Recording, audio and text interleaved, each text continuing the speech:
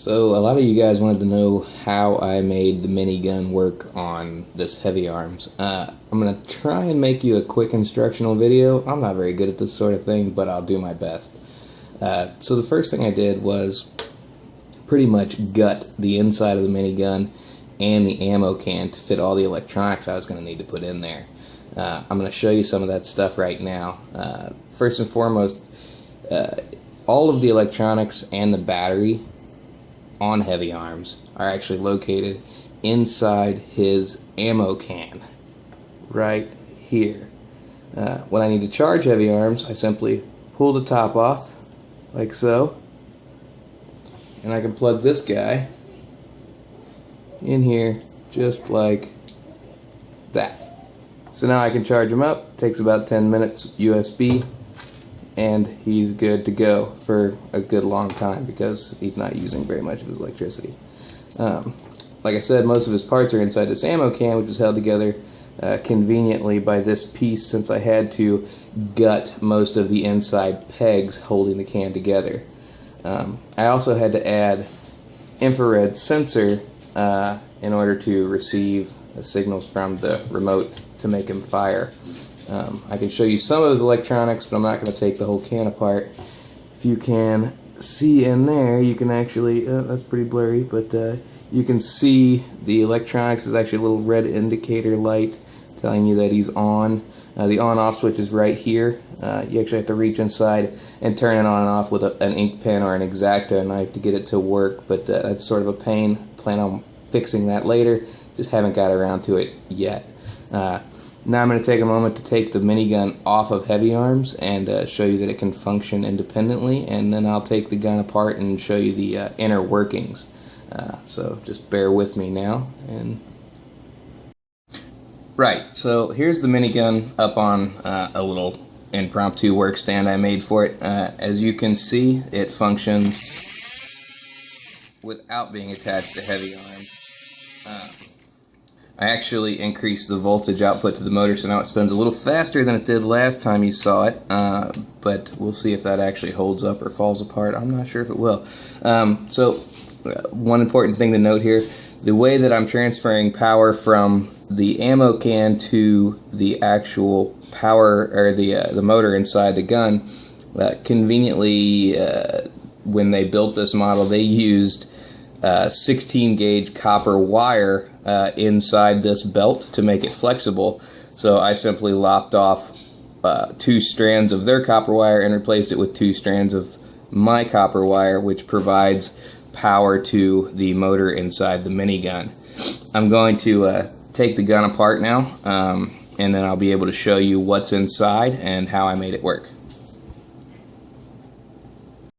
Okay, so here's the inner workings of the gun. Like I said, as you can see, I got it all taken apart here. Primarily, the biggest issue with this is you do have to completely hollow out the inside of the original minigun with a Dremel tool, so there won't be any of the remaining pegs left to hold it together. That's actually not as big a problem as it seems, because this little piece slides onto the end. That's the part that holds the ammo belt in place. And you have this framework which goes around the outside, which holds everything nice and tight in place. So as you can see here, basically we've got your wires coming in through the ammo belt. I just dremeled a small hole in the side of one of the connecting pieces to allow the wires to come through, and then dremeled another hole in the back plate of the other side of the minigun and attached it to the, I soldered the connection to the motor there. One of the problems I had when I first put this together was I had directly connected the motor to the barrel, which, because I don't have a lathe that I can work plastic on, it made it wobble a whole lot. So the way I fixed that was by creating a small flexible drive shaft out of a piece of tiny copper wire. I think it's like maybe 16 gauge wire. I just hollowed out the inside of this gear that was already sized properly for the motor and drilled a hole in the end of the rotating barrel and glued it into place. So it's totally, I can take it apart anytime I want to.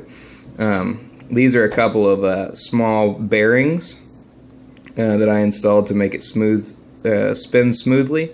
You can pick those up at any hobby shop for around $5 for the set. You'll notice that anybody who built this model, that this is not at all what the end of this gun used to look like. The way that you can do this without destroying it is when you put it together, you need to fill the entire hollow void area with JB Weld epoxy, and then you can Dremel it and shape it to the size you need it to be to go into these bearings. That's what I had to do.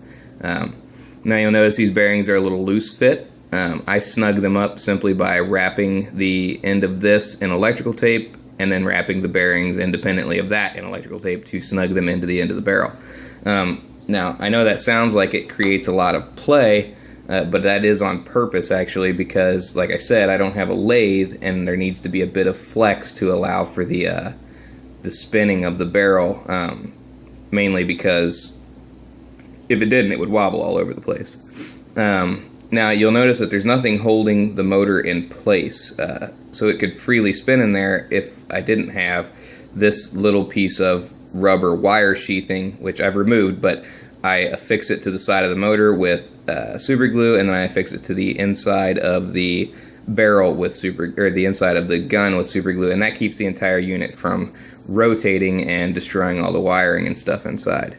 So that is pretty much the entire story on Heavy Arms minigun. I hope you guys liked it. I got a really cool thing coming up with a Tall Geese Master Grade, so I'll let you know when that's done. Thank you very much.